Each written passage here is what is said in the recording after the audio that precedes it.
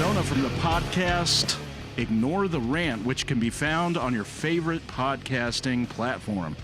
Now, today I was humbled to be invited to come over and interview the band Stumblewitch. That's made up of Doug Robinson, who's on guitar and vocals. And then we've also got Matt Mateo Hill, who is our drummer. And then we've got, last but certainly not least, Brian Burke, who plays the bass. Now, guys, I'm curious, Stumblewitch, where does that come from? Basically what it was is I was sitting one day and I was taking names that really that I think they didn't really fit together, and I was putting them all together. There's a whole list of them. We went through a lot of them, but Sinstrap was one of them, and Creatures of Chaos, and just all kinds of shit. And so when I came down and when Stumblewitch, when I first thought of the name, for me immediately I was thinking that's it. That's the name. And I didn't really say anything to the other guys in the band, because I just let them see the names that I'd came up with, and I was like, pick a name that you guys like. And all three of us came back with Stumblewitch as one of the names. So that was kind of the aha moment for both of you? Yeah, pretty much. Nice. Okay. And now, something that you had previously mentioned to me, I don't know, how much has gone into this, but you had said something about potentially creating a character behind the Stumblewitch. Is that something you're still kicking around? It's something that has actually been done. My good friend, Jay Hines, he's a killer artist. I grew up with him.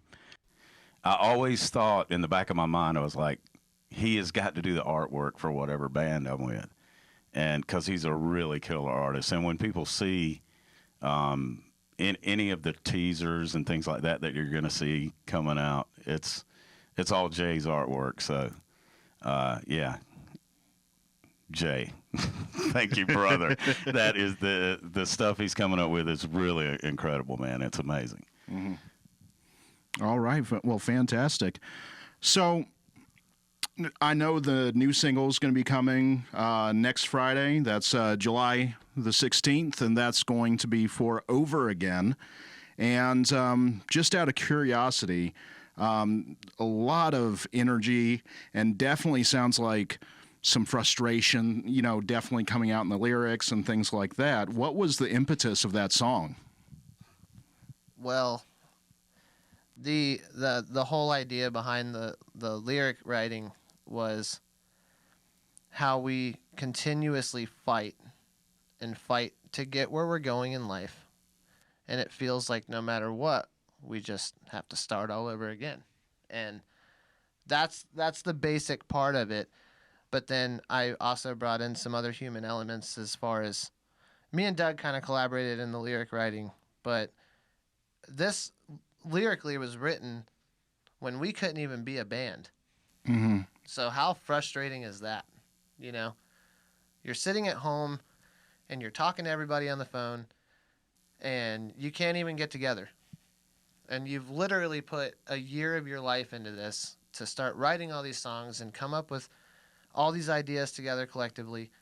And when we actually do get the okay to come back together as a band, then our bass player gets sick, And then we're like, oh, another 3 fucking weeks where we can't do anything. Yeah. And it was very frustrating, but there was no better time for when that song was written, because we actually wrote this song in February and jammed it out together, and then started writing lyrics, and then we had to be quarantined. So it just felt like, again, me and Doug had been in bands before, and something always happened, and we have to start all over again. So that was really my basic idea when I first started putting that pen to the paper. Mm-hmm. Was, what are we fighting for just to start it all over again? So, and there is some frustration. There's also a lot of positive in this song as well. Sure. To look past it and break that cycle, So that's the basic concept of where the song came from. I enjoy the message. It's definitely a jamming tune. So I do love where you guys were coming from. And so, I mean, I'm assuming that was a whole COVID kind of thing. Yeah, it was. Okay. Yes. Well, okay. So now that brings me to with y'all's music. What is usually your process? You know, how do you get from? I mean, does everything start out as a jam, and then you know try to put lyrics to it, or is everything different? You know, depending on the song. They're different. I mean, a lot of the stuff that we do just get in the room and jam, and a lot of things come out of that. But Magic. yes, it is. It's magic. It's straight up magic. But at the same time, that we still have elements of songs that might be an idea that never worked out. You know, never worked out somewhere, and then all of a sudden you hear something in a jam and it sparks that idea again, and you're like, well, maybe this will work with that idea, and then you put them together and it actually works.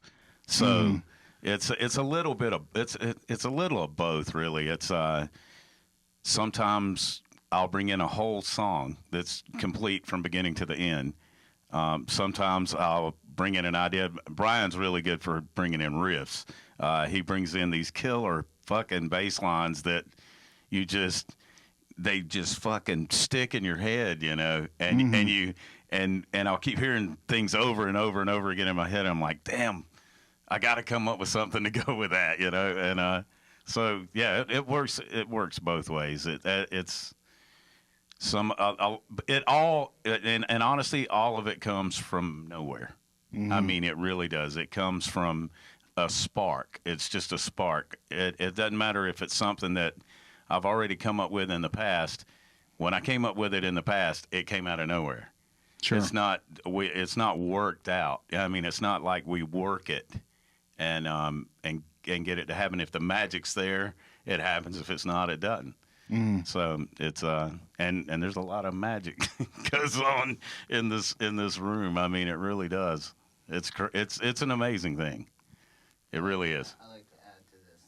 Go ahead. Please. So I personally, as a drummer, have the easiest part because these two come up with the actual structure of a song. I help structure it with feel, but every time we write, I literally get to just have fun and play around with it, you know, and be like, well, guys, what did you think about that? I'll play 3 different parts and 8 measures and be like, all right, so which one did you like? And I get to literally pick what they think the song needs at that point. And to me, when we songwrite, it's fun. Yeah. I just get to get back there and be myself and jam, Mm-hmm. you know? And then for some reason, vocally speaking, it's really funny because it works out to where every single time we write a song, Doug hears, oh, well, I'm going to take the verse on this one. I hear this, and it fits. And I'm like, damn, that sounds good. And then all of a sudden, I'm like, okay, I guess I hear something on the chorus. Here, listen to this. What do you think of this melody? And then before you know it, we actually have an idea vocally, and now we need to write lyrics. Or there might be existing lyrics because I'm a spiritual weirdo who just writes a bunch of weird stuff down, you know. But Brian is the key to our songwriting. I'm not going to lie to you. It is, like, you listen to his bass parts, and you're just like, where the hell does that come from? And, you know, it's because the man plays and plays and plays. Like, I want to ask you, Brian, how many hours a day do you play? Share with the people, please. About 3 hours a day, if not more, Wow. every day. I do a lot of practicing on technique. You know, I was kind of out of music altogether for 12 years when the kids were young and stuff like that. Came from doing an Iron Maiden tribute band and all that, whatnot. A couple original things here and there. But I didn't touch an instrument for 12 years, nothing. Oh, And wow. the kids grew up, and that was it. So I'm all about That must have been torture for you. it. Sucked, Yeah. but whatever. Was what it was.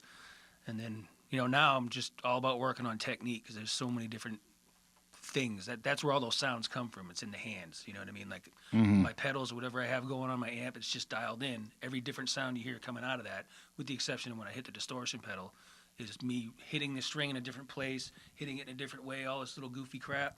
Yeah. And it's killer. Sweet.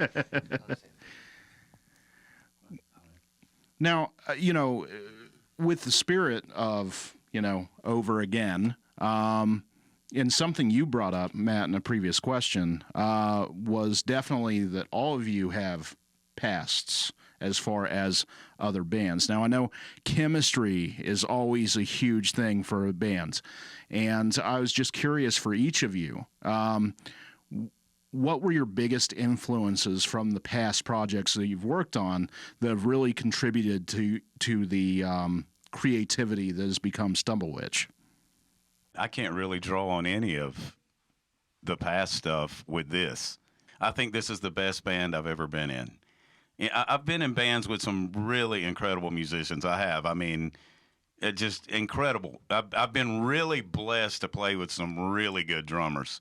But when you get together as a band and when you can get in a room together, when you can get 3, 4, 5, it doesn't matter how many people you have in a room, and someone can play something and you can turn that into a 30-minute jam that is from top to bottom just incredible when you go back and listen to it, when you record it. Yeah, that's an amazing thing. It's magic.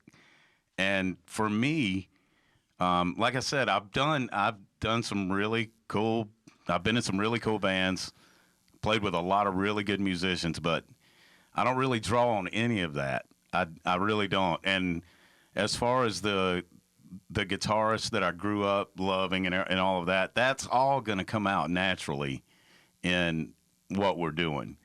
Sure. There's no getting around that. Your influences are your influences. So if people hear a song from us and they say, "Oh, that sounds like this," or that sounds like whatever, get to the next song, and believe me, it won't sound like that. It's all purely incidental. It is. And I don't know about these guys, but I mean, like I said, it's for us to get in a room and do what we can do. You just don't find that. You don't find it. It's very hard to find, and when you do find it, you kind of like protect it. Try to hold on to it as for as long as you can. And that's where I'm at with this right now. I just want to keep going. Sure. And yeah, it's awesome. It's fucking awesome. Matt, same question. Yeah, a great question.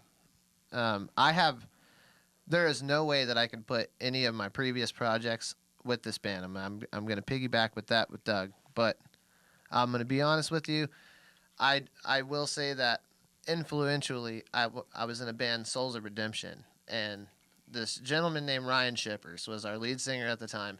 His passion was so amazing. Like, man, the guy was so green. Like, he had literally been playing a guitar for maybe 2 years and sang for maybe a year with the band. But that never, ever stopped him from progressing and getting better and being a showman. Like, literally, when he was on that stage, man, he didn't care about anybody listening to him and saying, "Oh, this guy, listen to him, he's horrible." Like, he didn't care about that because he was living in that moment. And I will say that's exactly what I watched. And I said, dude, I want to be like that. And that's what I do. Mm-hmm. Every time I'm back here on them drums, if it's a simple rehearsal, I'm flipping sticks and I'm having fun and I'm smiling and I'm messing around with Doug and Brian. I'm trying to throw sticks back and forth like we're on a stage. Yeah. Like, because every moment to me is precious because I got to watch someone that did that. And, like, really, he didn't convince himself to do it. It was just there. Sure.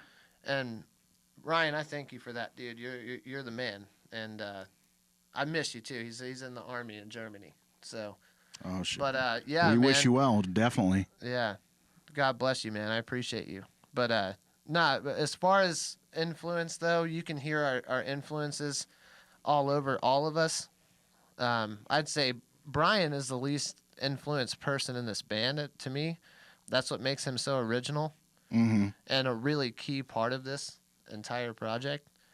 But you can hear our influences come out as tendencies. Sure. Definitely. But I've never been in a band this original. Ever. Mm-hmm. So And So this is the most original project that you've worked on. yeah, because I was a cover brat for a while. I ain't even gonna lie to you. That's pretty much the whole world of music right now. Is, oh, did you see that cover band? Oh, oh man, there's this awesome tribute band. And it's like, holy shit, that shit was written like 40 years ago, and like they're selling out $2 million fucking venues to listen to fucking Tom Petty covers. Like, Sure. it's really deflating as an original artist. But hey, we're not gonna get into that. But I'm gonna share this love with Brian and let him speak on this topic. Yeah, please. I definitely want to hear from you. We haven't had the pleasure to get a lot from you as far as what your process is and things. So Yeah, well, as far as influences and stuff like that, I didn't really know what a bass guitar was until some dude brother had a hi-fi stereo, and I heard Metallica's Kill 'Em All and the Anesthesia, and I nice. was like, wow, all right, that's what I'm gonna do. So I'm kind of like an overnight person, if I just long story there. But so I got a bass, and then I went in the Army and had my dad ship it over to me. And the only real music I could hear bass was Iron Maiden. So I learned how to play the bass to Iron Maiden. Now the stuff that we're doing, you don't really hear a lot of Maiden influence. not at all. That comes from me working on my technique, because I got an ass ton of riffs that basically your triplets and that rocking, stuff like that. So Sure. it's in there, but I kind of consciously don't allow it to come out because I just want to be me. And I thank you. Yeah. And as far as the riffs and stuff like that, it's just crap I hear in my head. Sure. And the other thing is when I'm practicing some kind of technique, I'll screw up, and wow, that's cool. And I morph it into something, And like musically, you think about that. I mean, born in 1972, I grew up like with the Carpenters and the Motown and all that stuff. Don't even really remember it. Never really listened to music much as a kid. Nothing.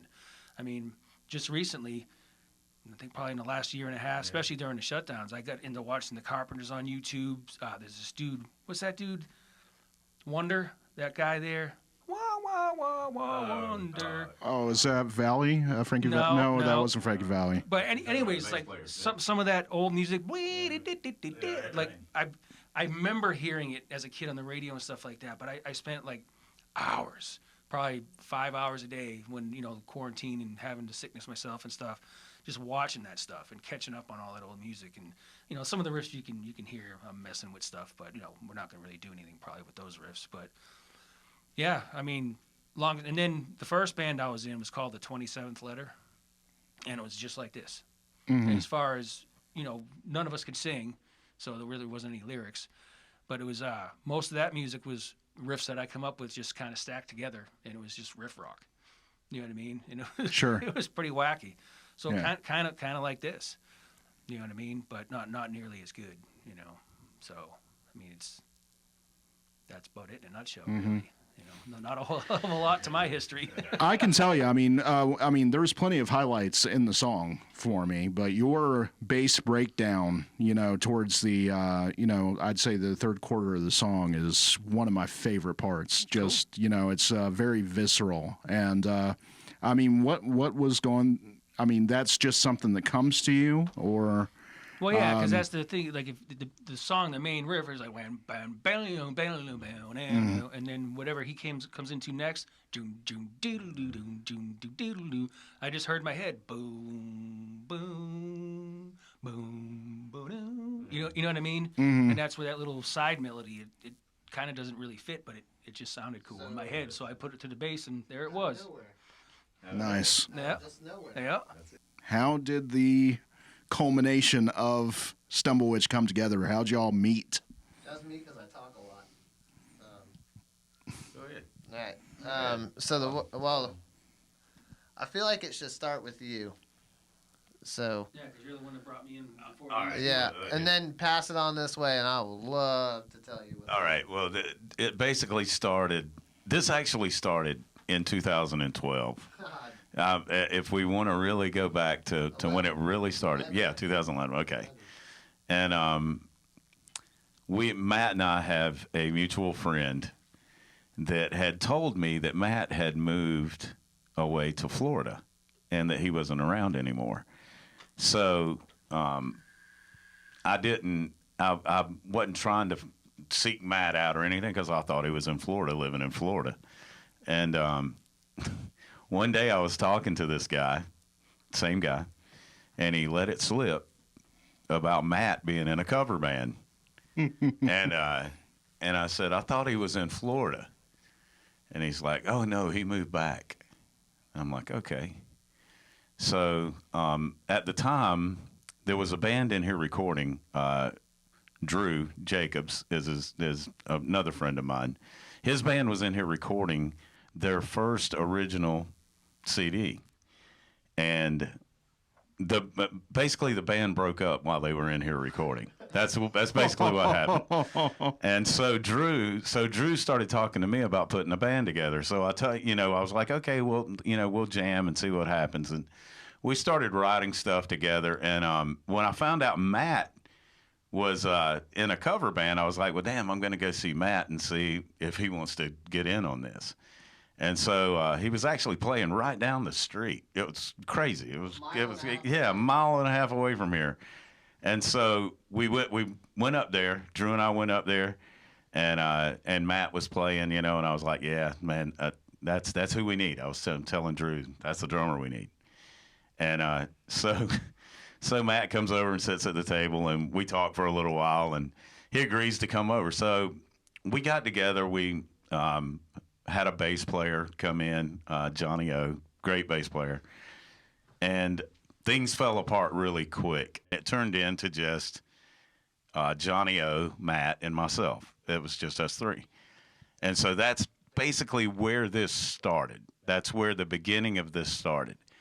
And then Matt, his wife, him and his wife had their first baby, and he had to take a break from music. And I went through, I can't tell you how many musicians I went through, and the band, Watching the Fall, at the time, we wound up putting out an EP, and it was really a disaster. I mean, that band was destined to fail from day one because of the previous drummer.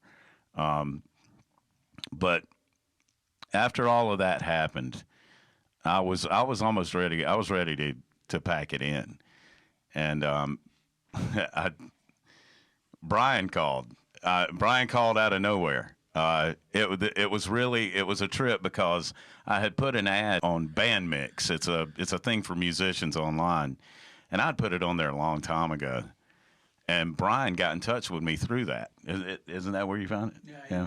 Yeah. He emailed me. He actually emailed me, and he was like, hey, I play bass, interested in getting together and jamming and all this. And I'm like, cool, a bass player. So yeah, come on, let's see what you got. And at the time we had a drummer, another drummer who is not with us anymore, obviously, but he had a timing trouble. He's a great drummer, but terrible timing, which I know that is an oxymoron. A great yeah, drummer I was with going to terrible ask about timing. that. But really good guy. But Brian came in and was learning some of the stuff we were doing. And after a couple months, I remember Brian didn't know this. I had already talked to Matt, and Matt was talking about us getting back together. And I told Matt what was going on. I said, look, man, I found this bass player. He's killer. All you got to do is step in, and it's time to go. And so Brian didn't really know this, and I thought I didn't let Brian in on it until Brian came to me and he was like, man, I don't know about this drummer. And I was like, don't worry. Don't worry, there's another drummer on the way. And so that's basically the way it happened. And Matt came back in, and when Matt came back in, it was just right out of the gate. It was a completely different situation. Sure. I mean, it was where we're at now. I mean, nothing's changed really since we first got together. Nothing. The only thing that's changed is we just keep getting better. Mm-hmm. I mean, and quicker at what we, at putting songs together and coming in here. When we come in here and jam out parts, it's an incredible thing. I have hours and hours of recorded jams that we have done that are amazing. I mean, there's some amazing stuff, and it freaks me out. I mean, I listen back to it, and I'm like, I don't remember doing that, Sure. It's almost overwhelming. It is. Mm-hmm. It is. Yeah. Here, go ahead. Well, you summed her up pretty good there, bud. Good job, Dougie. But no, I mean, the only thing that I would add to this and like how it all came together is the frustration of finding a vocalist has been insane, and that watching The Fall, and thank God we had that experience together of singing, because we had the same issue, is that our music is so original it's hard to find a vocalist Sure. because everyone wants to sound like the next band, and we're not that band. Yeah, not at all. Mm-hmm. So, man, that's really the reason why we didn't put stuff out 9 months ago, because we've been working on becoming the vocalist that this band needs. And what do we hear, and try to work out not being singers, but turning into a singer, Mm-hmm. It's been a road. And Doug has worked with me and has taught me so much. It's incredible. Really is. Are we going to blow up? I think we just lost the camera. We Yeah. did. Yeah. But I'm so glad that we were able to reconnect, because thank God that it happened when it did, because timing was everything. Mm-hmm. I mean, Brian was probably going to step out, and we wouldn't have Brian. Without Brian, I'm telling you, this does not happen. Sure. And the fact that I picked up the phone and called Doug alone this was meant to be. And I'm sorry, but this is it for me. I don't want to jam with anybody else besides these two guys, unless we can find a guy that can sing his ass off and is as cool as all of us, that's like understanding and can work with others well. Sure. This is it for me. Like, I'm not going and playing covers. Yeah. I'm not going and trying to build another band to be the next greatest other band that sounds just like that band you were talking about. I'm not doing that. I want to stay right here and keep working until I can't do it anymore. And see, that's something you bring up. I mean, the working together piece. I know with creative endeavors, there's always the ego of each individual that you have to tend with. How do y'all handle that aspect? Make sure that doesn't get in the way of creating your music. The music comes first. You can check yourself at the door, and that's as real as it gets, because like Brian will write a part, and if he was an egotistical asshole, we wouldn't be able to write the next part the way we do. And we're all humble Aries. We're all Aries. That's the other thing that's really strange. The Aries thing has a lot to do with it. But we're all very stubborn, We're very hard. and we're hard-headed, but we work well together because we understand that we can't do it all ourselves. Sure. So the fact that we can take Brian's part, and even if he has a second part to the song, we can change that next part and then add that second part later. I've never been in a band like this, where you can say, hey, how about we try this?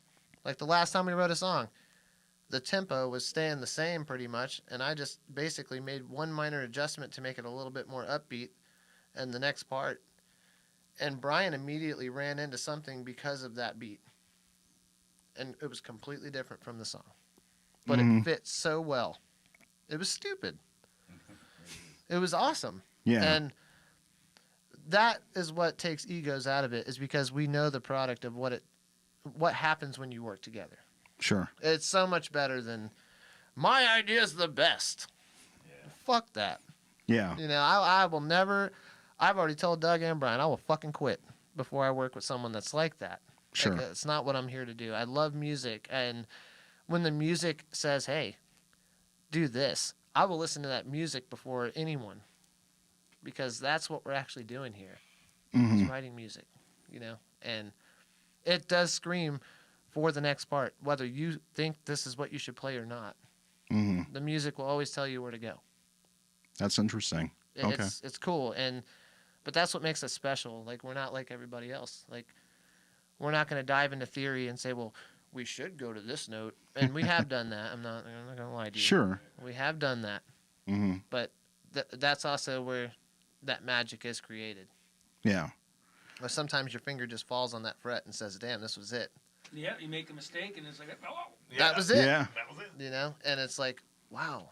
And same thing with me when I'm back there. I'm just tapping away, and whoa, that was actually really cool, and I didn't mean to do it. I hope that was recorded because I might forget it. But yeah, I'm gonna let someone else add on to this. Sure. I don't know. You don't actually, I mean, just from talking to you, you don't seem to be someone that I would ever worry about having, just a massive ego or anything. You seem like an extremely humble dude. So, I mean, all of you That's do in recent. your own right. So, That's I mean, recent. I was a pretty hard-headed prick, both in personal and professional life. And, but I always had a lot of confidence and I could stand behind it and all that stuff. And some personal life things happened and kind of really interrupted a lot of that. And I've become a much more open-minded, understanding person. there you go. Yeah. Yeah. Growth is what Yeah. Yeah.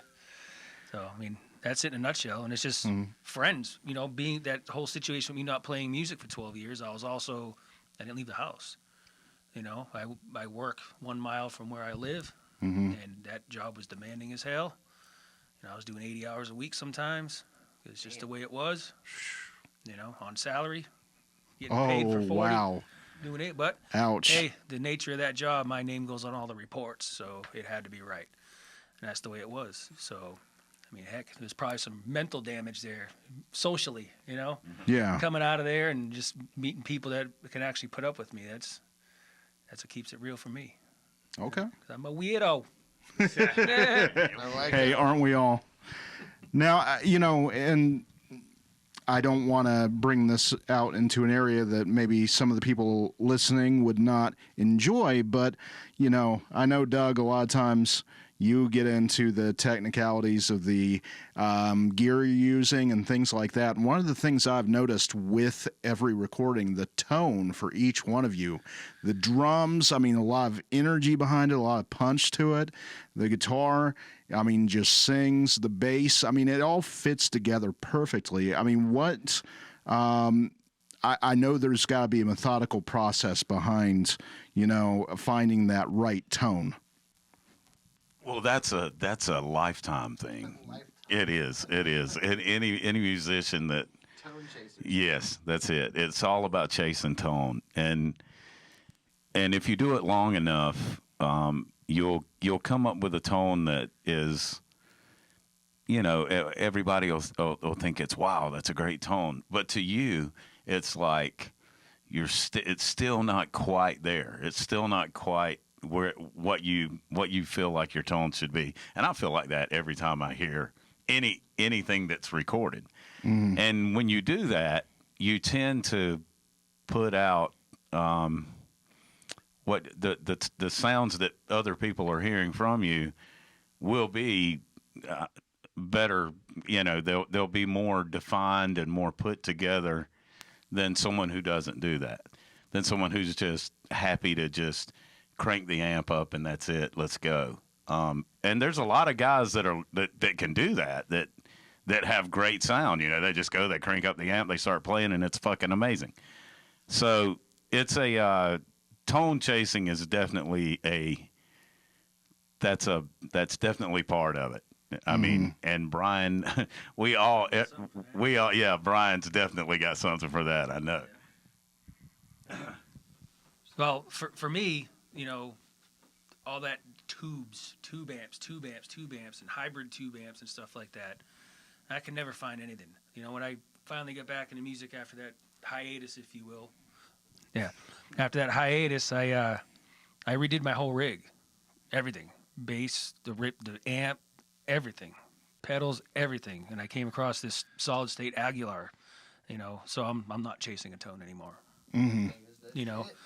That P bass that I got adds a lot to it because I recently bought another P bass to have a backup for live gigs and stuff like that. And it sounds good, but it sounds different. So that particular P bass I have, that's and then like I said, the technique part where you're striking the strings, how you're striking them. If you watch my right hand and stuff like that, you'll see me doing little things, and you'll see me really wailing on it and stuff like that. That's where all that stuff comes from, and it's killer. I'm very happy. Nice. We are too. Very happy with Brian. I'm telling you, man. Like you watch him, and he's really hard on himself. But I'm telling you, the dude is so precise. I've never played with a bass player where I feel like a fuck up all the time playing with this dude, and he fucks up here and there, but he's so solid, man. I swear, I'm like, where's your metronome, bro? Where the fuck is it? Where you hiding it? Because he never falls. He never falls off. He doesn't speed up and slow down. Even when he gets excited to play a part, I'll speed up every fucking time I want to start slamming. Sure. know? This dude stays steady on the beat. But it also does come down to that technique. But drums, man, you want to talk about drums. Holy moly. I don't plug in to anything, and thank God for Soundman. I'm just going to say that out there. It's all been heads. Heads, cymbals, how hard you hit them, and then using stick technique, where you hold the stick in your hand. It really does make a huge difference in your sound. I've always been a heavy-handed drummer. I hit the fuck out of them drums, dude. I'm the loudest drummer you're ever going to play with. Yeah. But here as of recently, I've learned to use more dynamic and still have the slamming aspect, obviously. But that took a lot of head hunting. I call it head hunting because I've never been able to find a head that would last me more than a week, and I couldn't keep it in tune, Sure. So that is a pain in the ass. And cymbals, Sabian, man.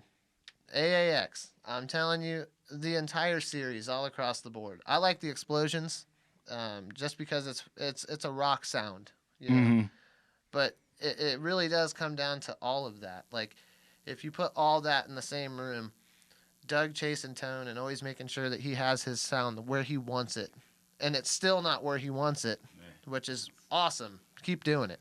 And then Brian dug deep, and spent a lot of time, effort, and money to get where he is. And it's honestly the best bass sound I've ever got to play with. I love it. That Aguilar is insane. It's so lightweight, and what it puts out, oh my God. It's amazing. It is incredible. And then to have, to take care of your equipment as a drummer is key. Tension, everything. Like, when a lot of people look at drummers and they're like, how does your drum sound like that? You have to tune them. You have to keep the tension on the head equally distributed. If not, you're going to have a weird fucking buzz, or it's going to sound like shit.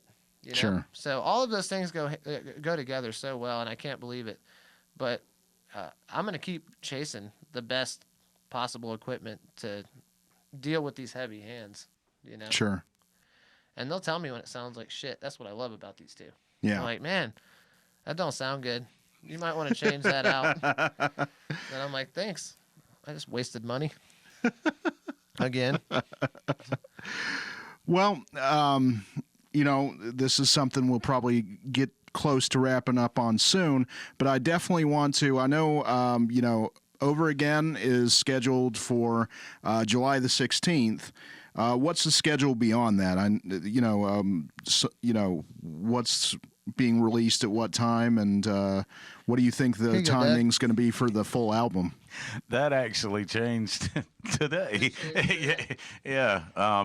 We have 4 singles that are ready to be released, and we're going to be releasing them over the next probably 3 months or so. And then once those are released, we have a lot more stuff right behind it. But obviously, what we're trying to do, because the way the music business works these days is, it's not much past the single. I mean, it's hard enough to get people to listen to a song, much less listen to a whole album. And so, if you can catch somebody's attention for a whole song, every month or so. That's all we're looking for right now. And then once we get that out, as far as the whole album, we're probably gonna release singles until we get probably 7 or 8 singles out, and then we'll make a full album, which will be the singles that we release, plus we'll probably add a couple of more songs that no one's ever heard. Okay. And then make it into an album. And we actually discussed this today. That's probably the way we're going to move forward from now on. Mm-hmm. Because unless the music business, unless it changes dramatically, there's no reason to put out a whole album at one time. Mm-hmm.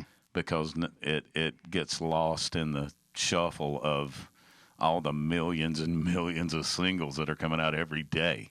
Sure. So it's just hard to get a lock in there and find your spot amongst all the shit that's out there. But I think we will. I do. I believe a lot in this band. I really think that we have songs that are good. They're original. They don't sound like anybody. I don't think we sound like anybody. I'm sure, you could probably pick people out when you listen to our songs and say, oh, that sounds like this band or that sounds like this band. But when you look at it as a whole, we don't sound like anybody. Mm-hmm. And a lot of the newer bands, which is the same thing happened in the 80s. When bands start sounding like other bands, and it turns into this machine of just, well, I heard that last week, I heard that one. I've already heard that, Almost like rebranding, right? And re-releasing. Exactly, and it's hard to be original. It's hard to be original in a cycle of when you have all these major labels and everybody pushing. They're not pushing rock. I mean, I don't know why rock music has taken such a back seat to everything else. I don't know why that's happened, but I do know that rock fans are out there. Mm-hmm. They're rabid. They want new stuff. You can look at the shows. I mean, when you have all these rock shows that are selling out in festivals and stuff, and the labels, they just don't. It's all commercial fluff now. It's like, sure, if it doesn't sell, shampoo or fucking, ED pills or whatever, if it doesn't sell shit like that, they're not interested in it. Sure. And that's not what music's about for us. We do this because we love it. We work, all of us work very hard day jobs every day. The time that we do have that's left over, we spend making music. And that's what we do, and that's what we always will do. I call us lifers. That's what we are. We'll be doing this. I'll be doing this till they throw me in the box and throw dirt on me. It's not something that I do because it's a fad or because I think I'm going to be a rock star or none of that, even though I would like to be a rock star. It's for the love of the craft. Yes, it is. It's for the love of music. And as long as we can keep that going, I think we'll be fine. I think we'll be just fine as long as we can keep what we do and keep the love of what we do. That's the key to it all. That's the key to everything. Because if you love what you're doing, you're going to keep doing it. And if it becomes a drag or if it turns into a job for you, which is why I don't play covers. I would never, when you're in a cover band, I mean, this for me personally, it takes the fun out of playing music because you're learning somebody else's stuff just for the vanity of playing gigs live, and that's not what I'm in it for. I'm not. Sure. Don't get me wrong. I love to play live, and we will be playing live soon. But I don't need to play live and play someone else's music to make me feel good about myself. I don't need that. Sure. And so becomes more of a validation thing almost. It does actually the music portion of it. Right. And when you put your own self out there, and people actually they know when it's real. People can tell when you're faking it or when it's real. They can tell. We're not going to be writing a Britney Spears song or anything like that because we're not. That's not who we are. You know, we're not gonna. You're not gonna, and you're not gonna see us writing the next hip hop, you know, fucking track that's gonna take over the world. That's not gonna happen. Why'd you have to bring Brittany into this? Well, you know, I know. I feel bad for you, Brittany. My God. Hey, give the girl her money. Come on, man. Release her from her father. Yes, please. Jesus. Give her her money. She wants to have a baby. Let her get. Yeah. Let her spend her millions, man. She earned it. Yeah, for sure. But yeah, it's you know, I just want everybody to just give us a listen. If you don't like it, that's fine. If you like it, great. Share it. Keep listening. And if you see us out at a show, come up. Let us know. You know, let us know that you're listening and that you're out there. And we'll you know, we're gonna try to do things for people that like our music. We're gonna try to do little special things for them that no other bands will do. You know, I mean, Sure. And so it's, you know, I'm looking forward to it. I don't want to give anything away on what we're doing, but it's about to get interesting. Well, I do know, and this is going to be my closing question. I know as an artist, a lot of times the most important thing is for the people to hear your product. But at the same time, you know, the support of your audience, the people that really dig what you're doing, what is the platform? I mean, the streaming services, I know they'll have some of it, but what platform is going to be most important as far as being able to contribute to make sure that your band goes further? Pretty much every platform. And what we're going to contribute probably the most success to, if I had to put it out there, is going to be Spotify. Mm-hmm. Go ahead and we put a link on the Facebook to go ahead and essentially pre-save a spot for a playlist that we will be placed on, and go on there and share it, and go ahead and sign into your Spotify account once you use the link, and that will actually help us tremendously. And also it'll help notify you faster when that song is actually released on the 16th. Mm-hmm. You'll be pretty much the first ears to hear it. So that, to me, Spotify is huge. They're a huge entity, and they really screw over artists, but they give the fan a really, really, really good platform to be able to hear anything they want at any time of the day. So, but social media outlets are going to be the other thing that's really going to help us succeed, you know, because that's pretty much all we have right now. Sure. You know? And that's how we're going to get the word out about shows. And if you really want to show love, download. if you really, really like what we're doing, download everything that you get your hands on, everything that we release. And that would show us the most love out of anything. Streaming's cool, whatever, you know. But if you download it and actually have it on your phone, that means that you want to support us and help us in this journey. I mean, we're literally starting right now. And I would love everyone to walk with us along this journey, you know. Mm-hmm. So any way that you can support us and help us do it. But we're going to be plugging and playing on Facebook and Instagram a lot too. So that's going to be your, you know, probably your best bet as far as what's upcoming from us. But we're on everything. We're going to be on iHeartRadio. We're going to be on iTunes, every platform known to man. So there's no way, if you know the band name, there's no way you can't find us.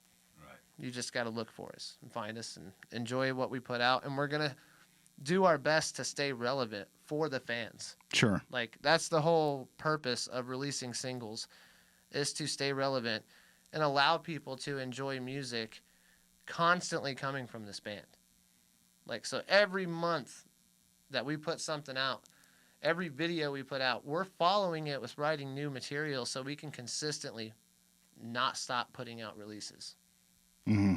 So, like I said, that's going to be your best bet as far as platforms to find us. But I'd say the biggest platform we got to remember in the rock world right now is, what's my shirt say? What's that say? Unity. Unity.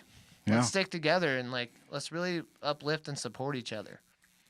Like, Yeah. it don't matter what platform you're using. It's so easy to get it on everything nowadays. Sure. But the one thing we don't have is each other. You want to buy something or just listen to something, you know? And we live in a really, really strange time musically. Speaking for that, like artists are just starving, but we love doing what we're doing.